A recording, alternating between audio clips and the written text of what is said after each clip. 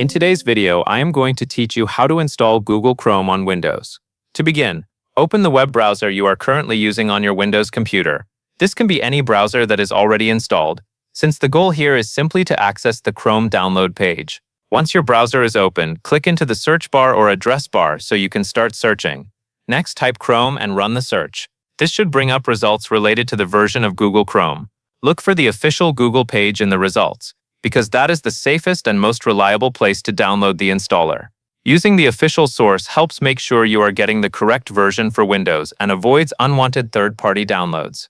When you are on the Chrome page, click the download button. At this point, the browser may ask you to confirm the download or choose a location to save the file. If that happens, simply continue with the download and wait a few moments for the installer to finish downloading.